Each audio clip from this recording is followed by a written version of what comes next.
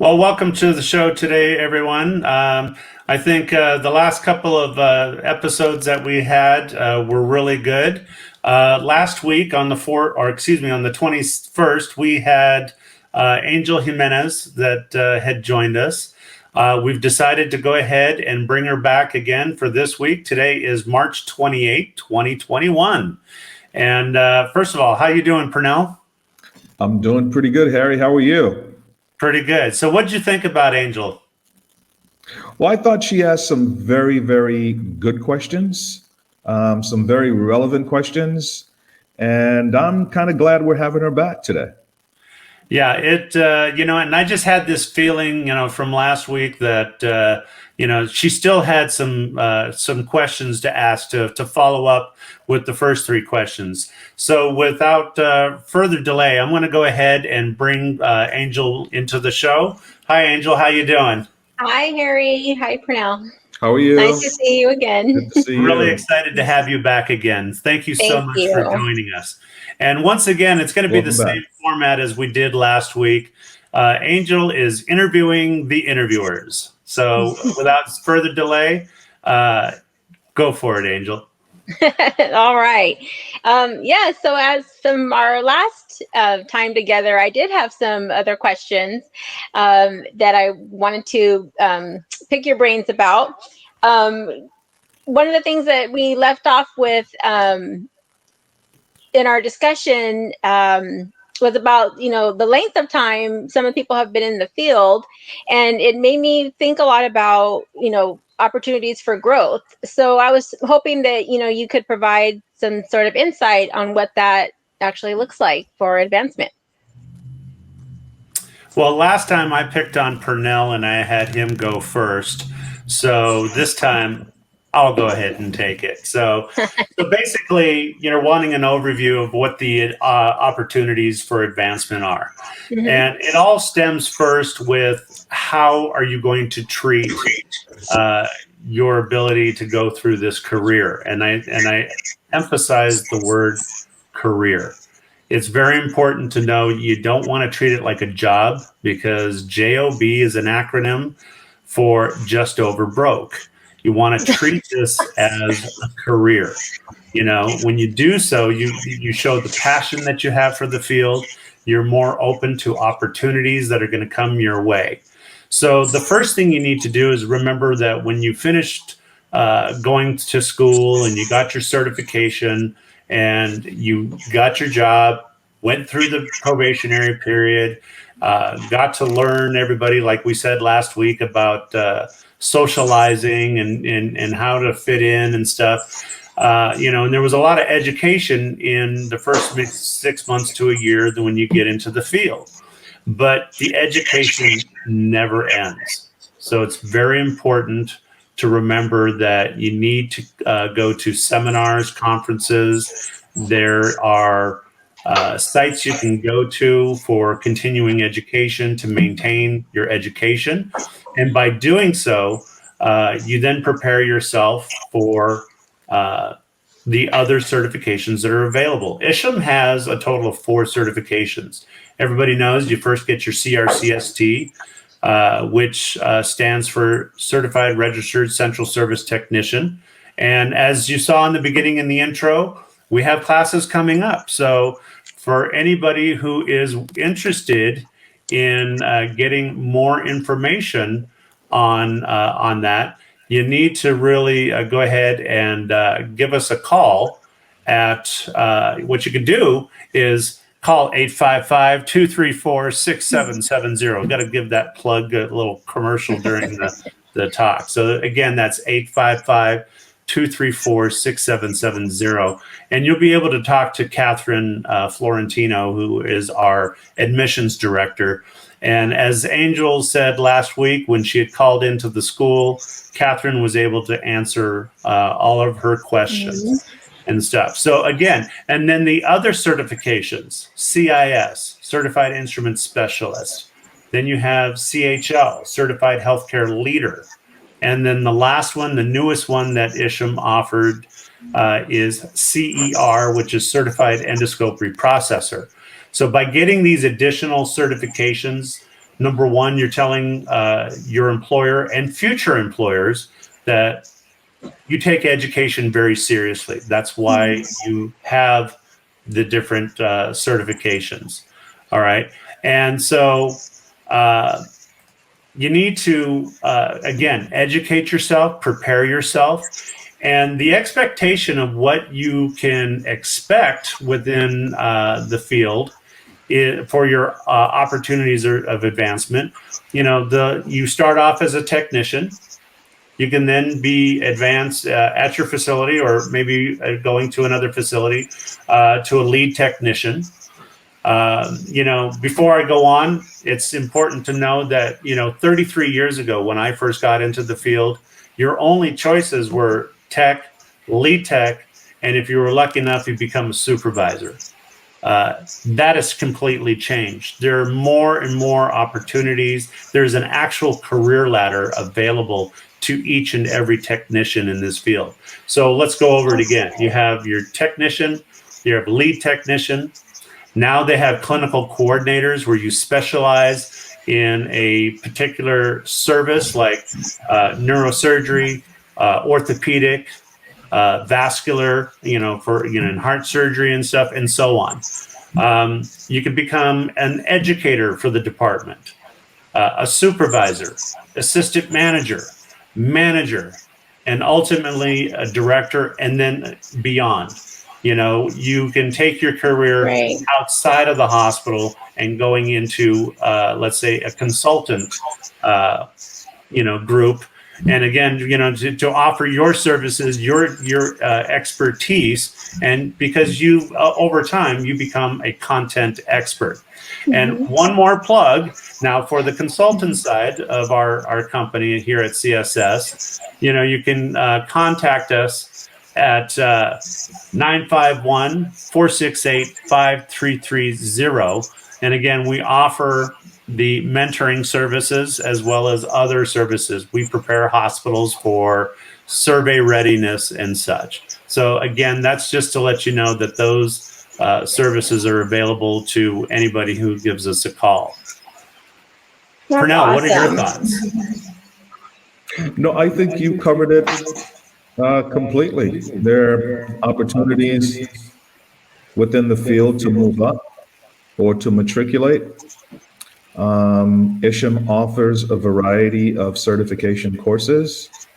You show your employer that you're a hard charger and someone who has aspirations for moving up with each certification that you complete. And, it's like Harry mentioned, it's about being prepared. It's about being certified. And it's about networking and talking to people about how do you do this? How do you do that? Have those conversations. Reach out to people. If they're in a role that you're looking at going into, have those conversations with those people, see what it's like, pick their brains. But I think you covered it completely, partner. Well, and perhaps not. I mean, you said it. The big one, networking. And again, it's through those seminars, conferences that you go to that you're going to be able to network with people. Because ultimately, remember, it's about the education. It's about your ability to meet other people and stuff. And one final thing I wanted to let people know, Angel, that is that, here in the United States, and I'm sure in other parts of the world, people like to, they either, promote being a victim. They promote that, woe is me, I can't do it. And one thing I've learned is that, they talk about the glass ceiling, that you can't get past a certain level. And I don't believe it. The only reason why there is a glass ceiling or there is a closed door or locked window is because somebody told you that, and you believed it. And I'm not saying you specifically, Angel. You seem like a dynamic personality, you know. And last week you told us how you decided to go into sterile processing, your background in the dental field and stuff like that. So, but there, I've run into so many people that, you know, that they think, well, I can't do it because somebody told them. And remember, you know, your brain is set up that whatever you believe or whatever you choose to say, like, I can't do it, your brain's like, you're right, you can't. And your brain will prevent you from being able to advance. But if you truly believe, and you have to say it, you have to post it on your mirror in your bathroom and stuff. These are my goals. This is what I want to do. And, you know, it's not to say that people aren't going to close doors, you know, in front of you. But guess what? There are other doors. There are tools. Go to Lowe's, go to Home Depot, get a sledgehammer, you know, create your own door. You create your own opportunity. You are only limited based on your belief in yourself. So if you believe that there is no limit to what you can achieve, then there is no limit to what you can achieve. That's really awesome. Really It's awesome. Positive about, attitude. Positive attitude. Absolutely. it's about being prepared. So when that opportunity does present itself, and sometimes it will, you never know when. But if you're prepared, if you're working on those other certifications, then when that opportunity presents itself, you're ready. And I think Harry is dead on. Confidence is key. And if moving up is something you want to do, then you have to be focused on what it takes to climb up that ladder.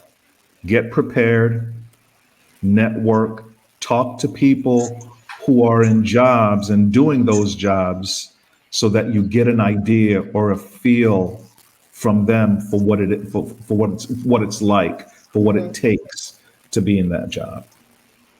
Yeah. And, you know, and again, going back to what Purnell said, the networking, you know, after 33 years in the sterile processing world, one thing I have learned, there is no way that I can know it all. But I have met so many people that are so much more smarter than I am, that have certain, not to say I've met one person that has all the knowledge. Nobody has all the knowledge, but it's through that networking that you get to know what it is each person has to offer.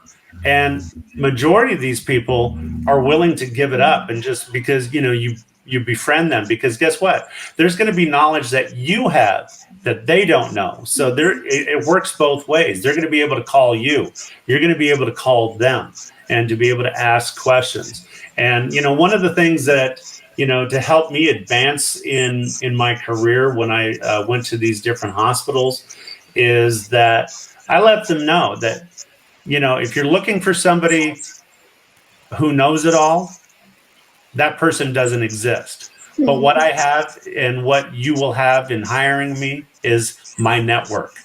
So if there is a question that I cannot answer, I know where to find the answer.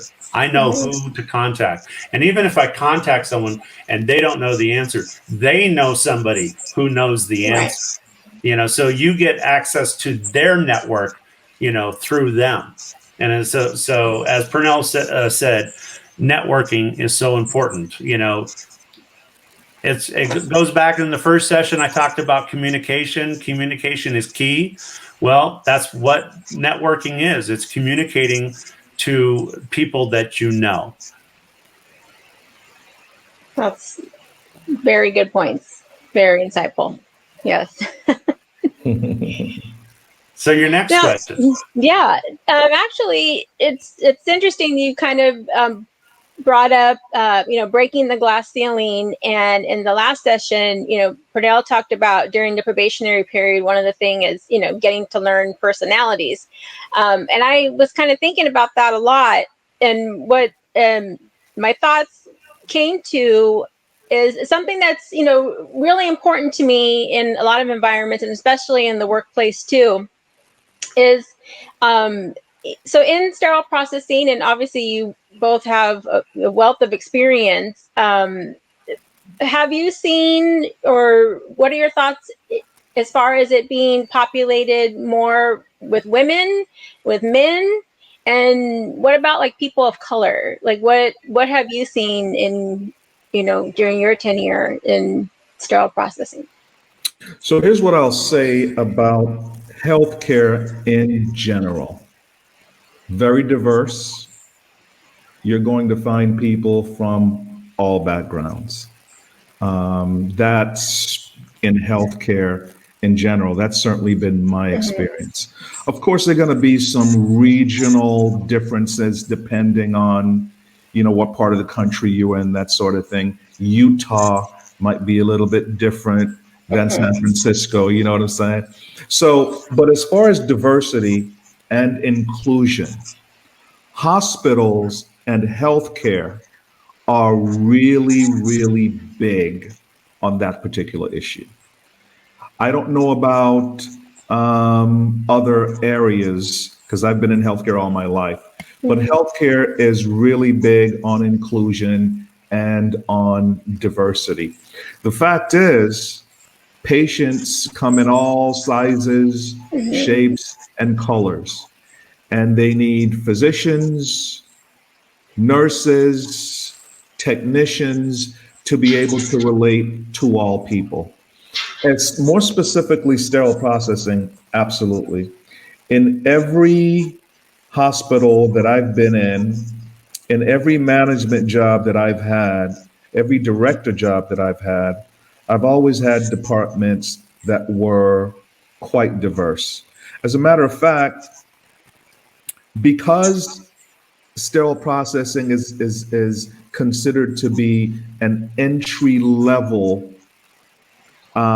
way of getting into healthcare, very often minorities can be overrepresented in the field because people are looking for a way to get in, and some people move on to different things. I want to go to nursing school.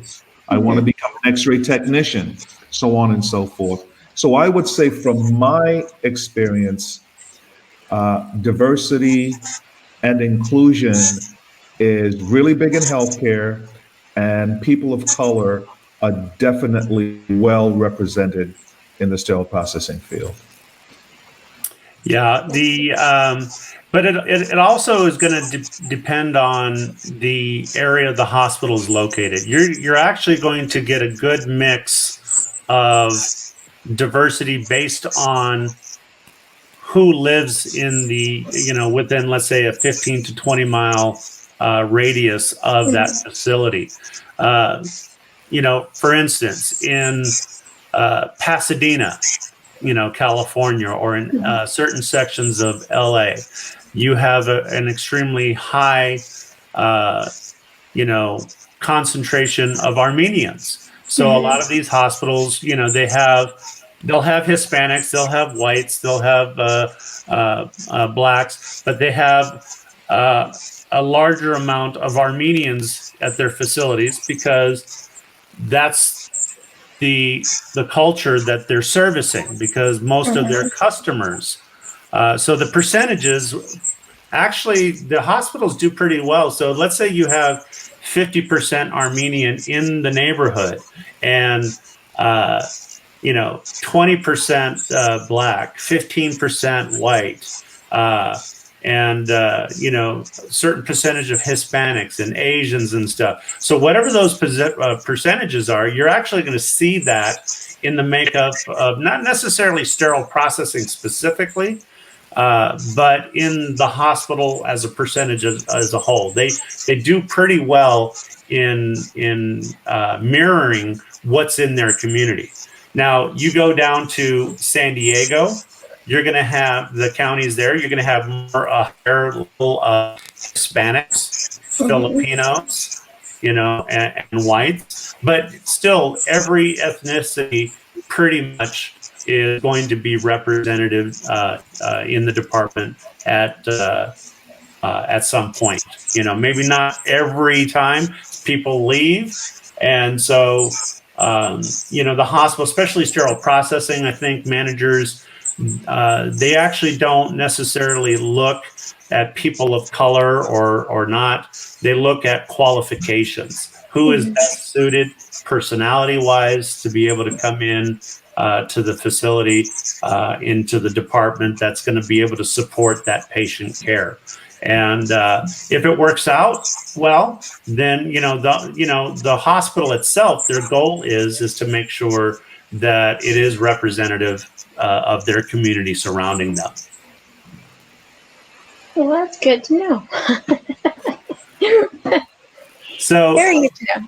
And before the next question, one of the things we want to do is we want to go ahead and take a quick break.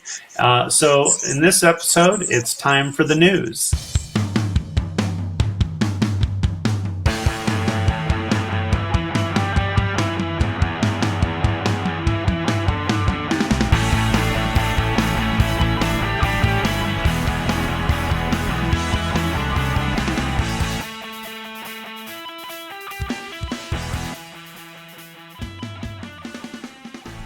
Amy has partnered with the U.S. Department of Labor, and they have a program called the Biomedical Equipment Technician Apprenticeship.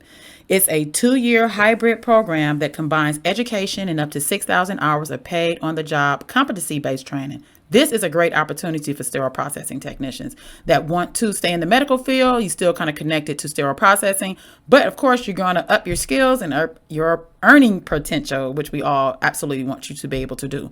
Also, I have been speaking about the fact that surgery centers are doing more surgeries, and they expect 525 surgery centers will be performing total joint replacements in 2021. There is a list. This information comes from Becker's ASC review, and you can type in 525 ASC, and I'm sure that information will pop up. I bring this up also because Dr. Jeffrey Carlson performed the first in the U.S. 3-level lumbar fusion at a surgery center in Newport News, Virginia. This is the first time this has ever been done.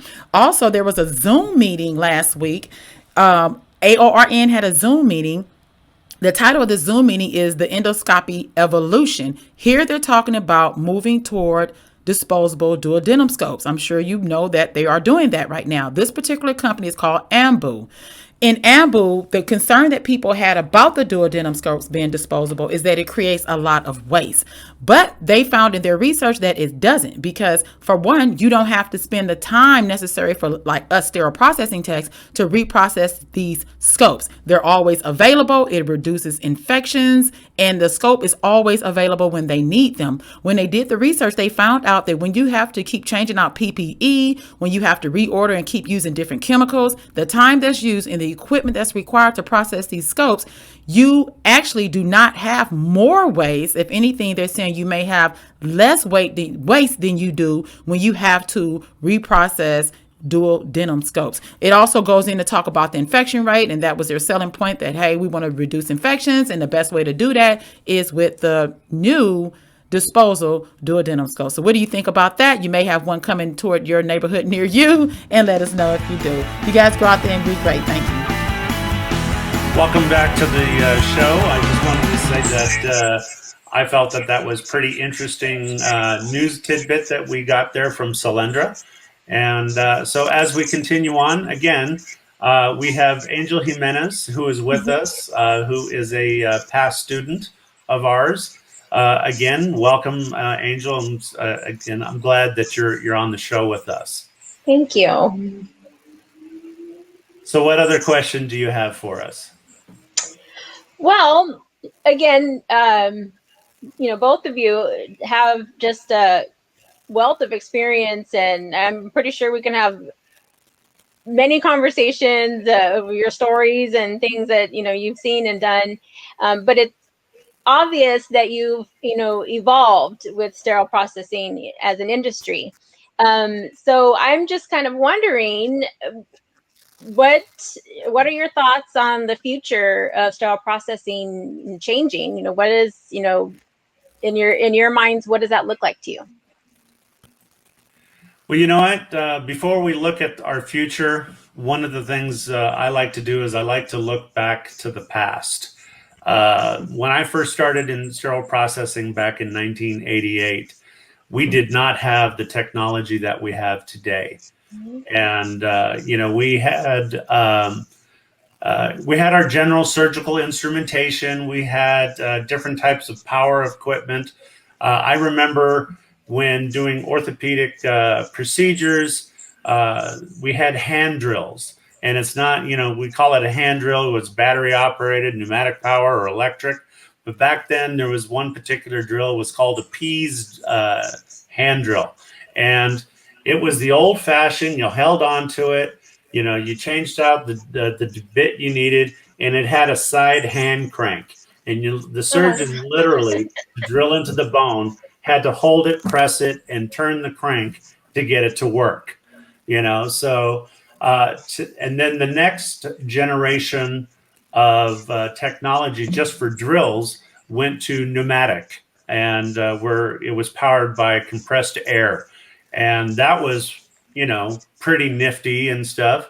The next generation after that was electrical. So instead of being powered by air, we were able to plug it into an outlet of sorts to their the OR lighting station. It had all the connections, so you could plug it in, and the doctor was able to power it with a foot pedal. And they had different types of, drills, were controlled by the finger, or if it was, for, doing brain surgery or getting into the cranial cavity, a foot pedal would be there. And then the next generation after that, battery powered. So now we no longer we didn't have, but by the way, there's still hand cranked systems when they're putting in, let's say, anchors or, things to put in, let's say, a halo. Somebody fractures their neck, so they have to drill into the skull in order to immobilize the person's head and neck so that they're not moving while they heal. So that still exists. But now with battery operated, we went away from the pneumatic. We went away from the electric. Still, some facilities still have them, but we went to battery operated. So now we didn't have a potential of contaminating the field because of the cord, whether it was air hose or electrical cord going across the sterile field. So battery powered really, made things wow.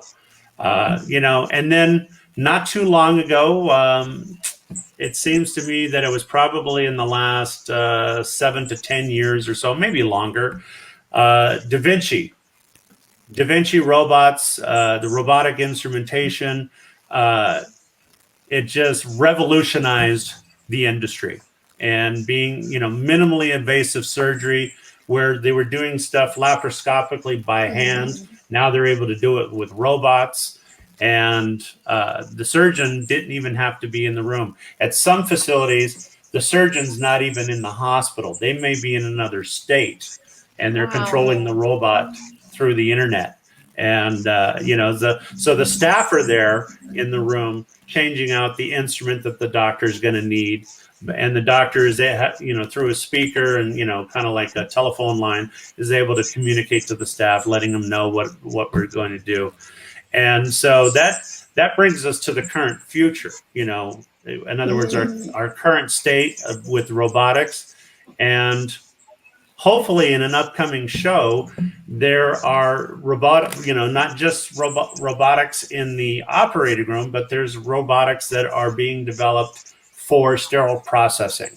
And again, in an upcoming show, I was introduced to a gentleman and his partner that have a plan for a robotic system to innovate the cleaning or delivery of equipment to the OR. We're able to free up staff, and I know I used to be very fearful of this type of, because 30 years ago, we were talking about automating sterile processing so that you don't need the technician. And I was very much against this type of technology. But one thing I've learned is as our industry has advanced technically, you know, it's more important even now to have sterile processing technicians there to be able to process and do things, because robots aren't going to be able to do everything. All right. There is no substitution, of what an actual human can do. What we found in our field, and Purnell could probably chime in on this, is the fact that we are so busy in sterile processing that even if you have a department that has 60 individuals, technicians working in the field, there's so much work going on and so much work that still needs to be done that we don't have time to do it all in a day. And that carries on to the next day and to the next day and to the next day. So having robotics that can help us do part of our job is going to be able to free the technicians to be able to get to the stuff that they haven't been able to get to. They eventually get to it, but again, it's rotated through and stuff. So that's where I see the future is innovation in the sterile processing department to free up our staff to be able to get to the items that we haven't been able to get to. Wow. Yeah, all really good points. I would just add a couple of things. Harry mentioned technology and where we came to sort of where we're going, where we are. So technology is affecting everything, right? And its impact, I think, on healthcare, and more specifically sterile processing, I think is also going to be huge. So let's start with the equipment that we use in sterile processing for cleaning and sterilizing the instrumentation. We're going to find that with each generation of this equipment, they're going to use less water, they're going to use less electricity, the cycles are going to become faster because the machines are going to be smarter. We're going to have equipment that is going to be able to sense debris and bioburden, and this equipment is going to be smart as far as how to address the cleaning. So that's exciting, and that's definitely happening.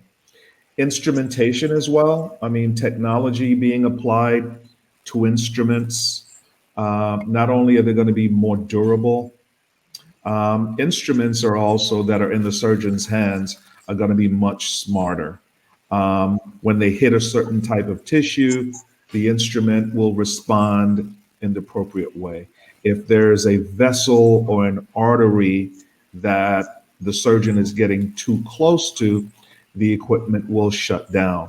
So the technology is going to have huge implications, again, for us. It's already happening. So I think the future of sterile processing is going to be filled with technology that's going to make the equipment and the instrumentation much smarter and more efficient.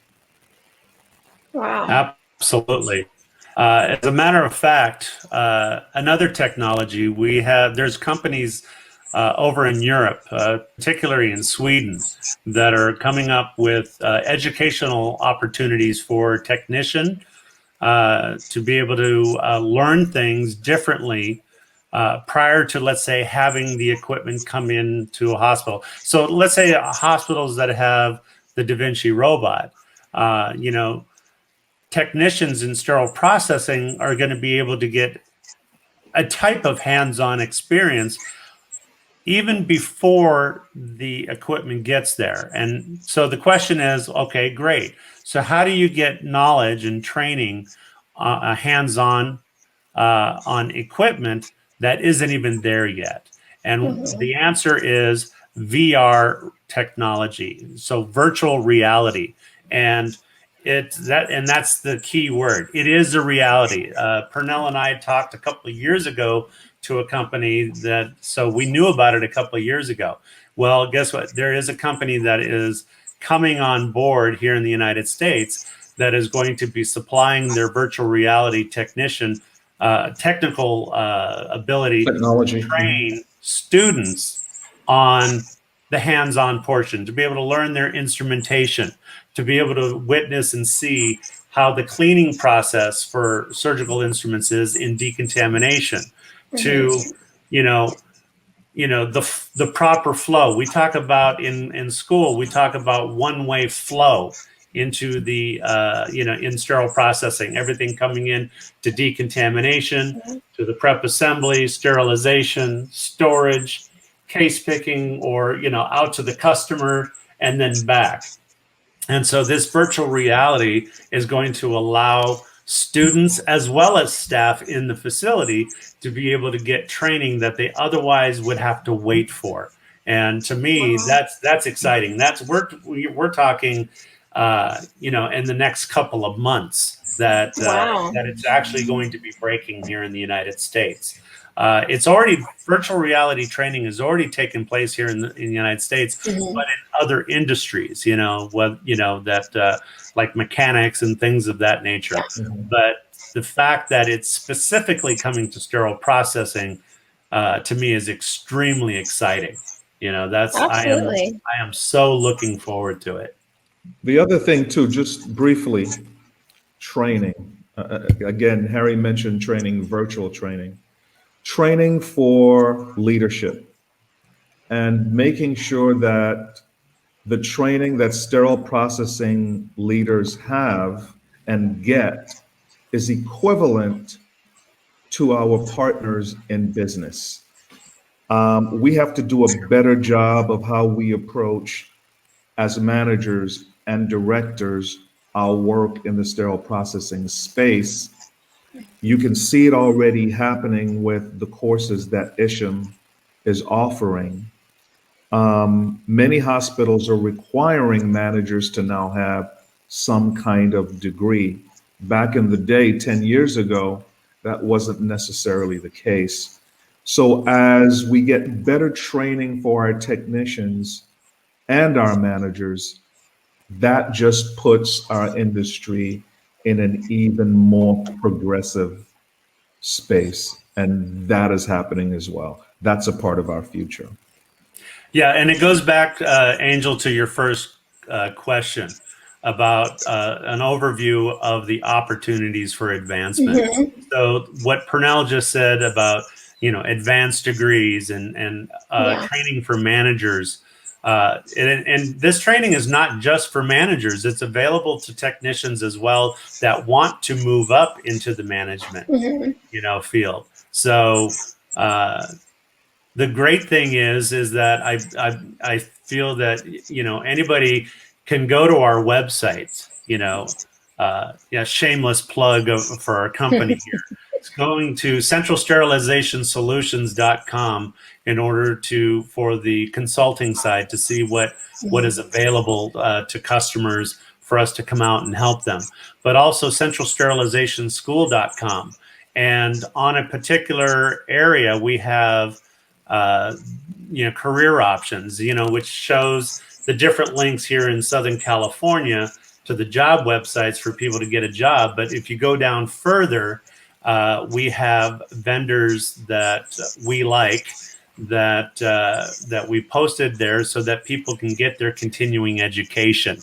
And we will be putting up more sites. So these locations, these companies that Purnell was talking about as far as training for, let's say, managers, again, are going to be available for technicians as well in order to help them in their advancement, because it goes back to education. Right. If you're treating this as a job, again, you're just going to be making enough money just to be broke.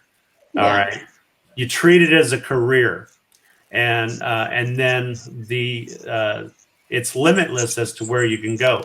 Perfect example. I spent my first 20 years as a technician trying to break into the management role, becoming a supervisor and stuff. The key thing that I didn't have, I had the education, I had the knowledge, but I wasn't willing to show how serious enough I was about my education. So I didn't whatchamacallit, put in the effort to get my certification. Well, it took 20 years to get my certification. And so time and time again, where I had applied for jobs and wasn't able to get it, it ended up, I finally got my certification, and then boom, within 3 to 6 months, I got a job at the company I was working for at another facility, but within it was Kaiser, and I became a supervisor. 2 years after that, I was a manager. And since then, I've gotten more certifications because, again, having these certifications allows the companies to know that you take your educational serious, and it will give you that opportunity to advance. And speaking of those certifications, Central Sterilization Solutions can help with that. Yes. We offer what is equivalent to the CRCST. We offer a basic sterilization course for people who want to get into the industry. If you want advanced certifications, we can do that as well. We have an instrument course. We also have a scope management course. If you want to work in the GI lab, if you like working with flexible endoscopes, or you just like to add that certification to your current certifications, we can do that as well. Absolutely. Yeah, we're actually the only school that's going to be offering all 4 certification courses that ISHM has. So the 4 certifications, again, CRCST, we've had it since 2011. CIS is going to be released this year. We hope the CER will be released later this year, and the leadership one, CHL. If we're lucky, we'll do it, release it this year, but definitely by 2022. So we're finishing up just the final touches on the leadership, PowerPoint presentations for our students. But at that point, we will be the only school that offers all 4 certification courses. So really great. Look at the bottom of the screen, 855-234-6770.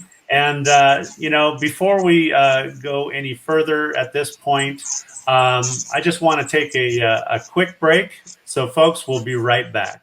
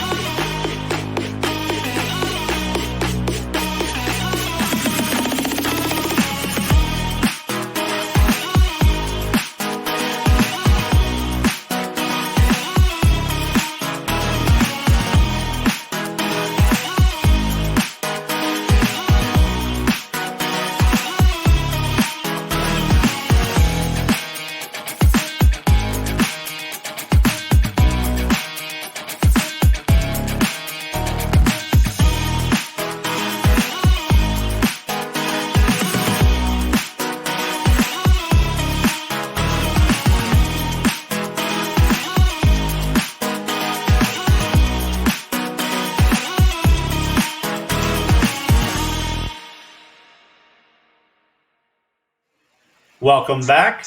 And again, I'm here with my co-host, Pernell Husband, and with our guest, Angel Jimenez, who is the interviewer for today for us, like she was last week.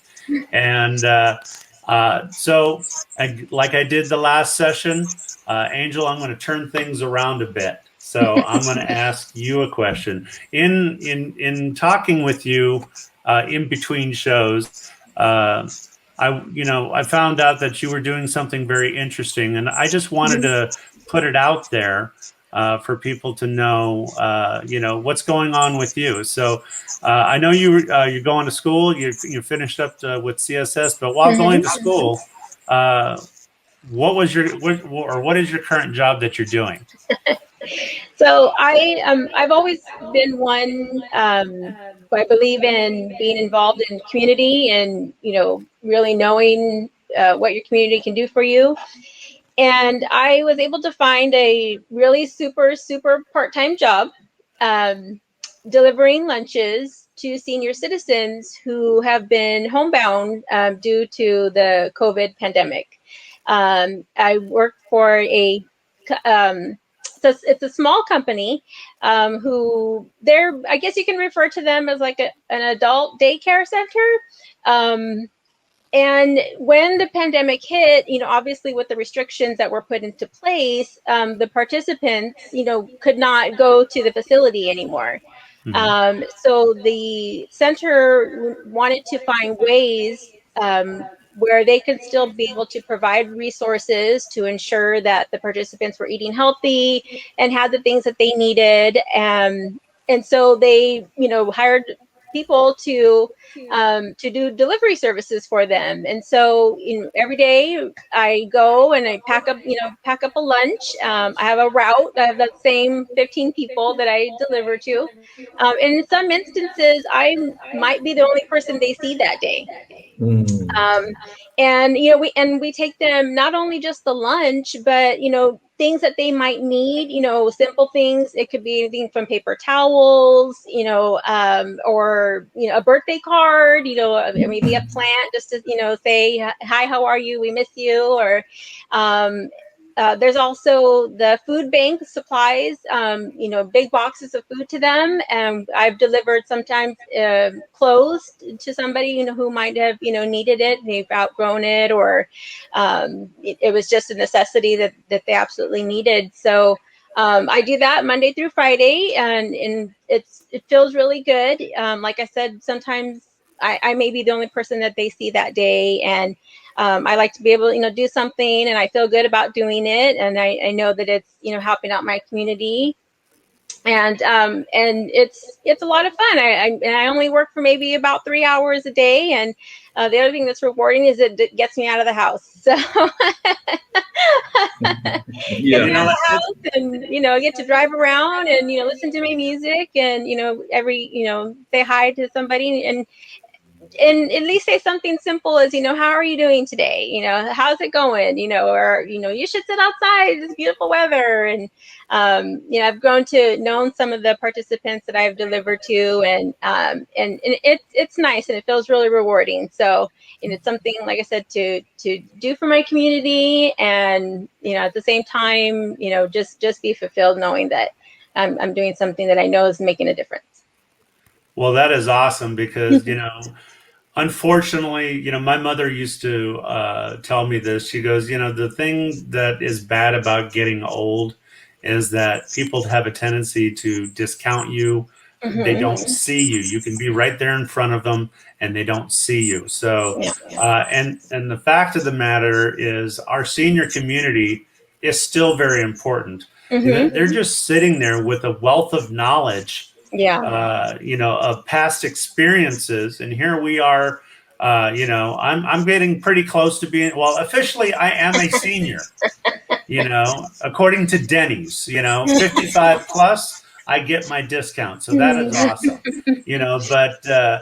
but the fact is that, so I make a point that whenever I see a senior out in public, I say hello to them. I smile at them, just a simple smile to them.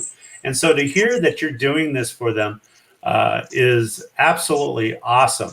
Although I am, a little bit disheartened in the fact that, you're doing it Monday through Friday, and these poor seniors aren't eating on the weekend. So we've got to do something about that, No, I know the companies have other people, that deliver on the weekends and stuff. So, but no, that's awesome. I think that is great that you're doing that. Yeah. I like it a lot. That's awesome. Yeah. All right. Well, you know what? I think we've had another successful episode here. I want to thank everybody who sat in and watched this episode. Please be sure to like us. These episodes are not currently up on YouTube. We will be putting it on YouTube. So when we have that all set up, please be sure to like us here on Facebook. Make sure, or if you're watching this through LinkedIn, give us a thumbs up and let us know what you thought. Feel free to give us, like Angel did here, reach out to us with any questions or concerns related to sterile processing. Remember that CSS Nation is about education and sharing information in sterile processing. Just going back to if question, we may put you on. We may reach out. If you have good questions, that's how this came about. So yeah, we'll put you on. We won't force you though. We won't force you. We'll ask might force you. We might coerce you. So, Angel, once again, thank you so much for coming on to the show. It was wonderful to see you. Through our virtual class, everybody had their cameras off, so I was just looking at a blank screen in my PowerPoints, and it's always nice to put a face to a name. It's been a pleasure to get to know you, and again, thank you for coming on to the show. Of course, and thanks for the initial post and choosing my question. Great. But I hope that this session will help somebody, the students who are in your next class. I'm sure they'll have the same question. So hopefully this will. And just to let everybody know, again, I posted on Facebook, hey, we're going to be, my partner and I, Pernell, are going to be doing a podcast. And so we want to know what you want to hear about, because it's not about us. Although sometimes, I shamelessly will plug the school and the consulting side, but it's about you. It's about your education. It's about what you want to know about. And so we want to make sure that our show is informative and entertaining. We definitely hope that it's entertaining. And again, this particular last episode and this episode came from one question. Her initial question was what to expect in the first 6 months of being in the field. And so when I reached out to Angel to come on the show, she said, that's great. And then she had additional questions, which allowed us to be able to do a full show, like we've done 2 full shows. And this is awesome. So again, Angel, thank you so much for coming on.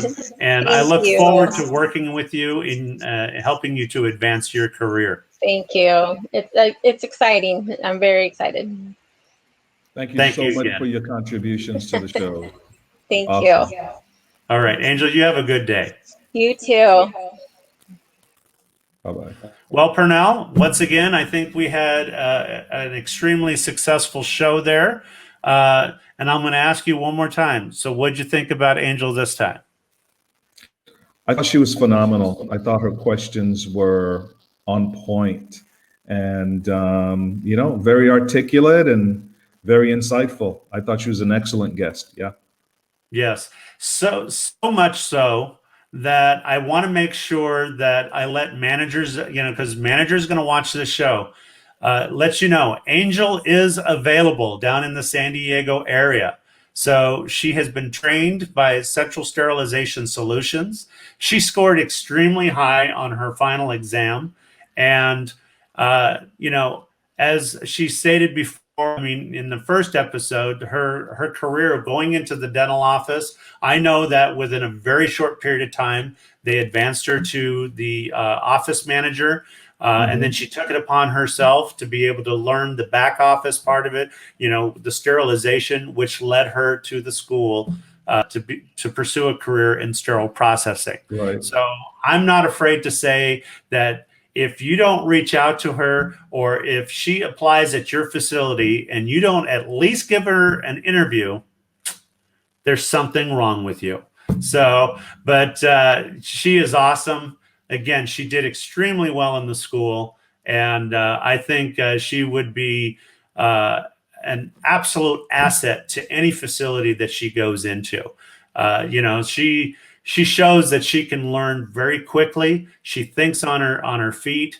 And the great thing is that she definitely has a concern in my communications with her in the past about patient safety and where our feet, you can tell with the questions that she asked, she was concerned, with how to advance, where is our field going? And again, it was such a pleasure to have her on the show. And I would hate to see any facility miss an opportunity to be able to hire her or to any of our alumni.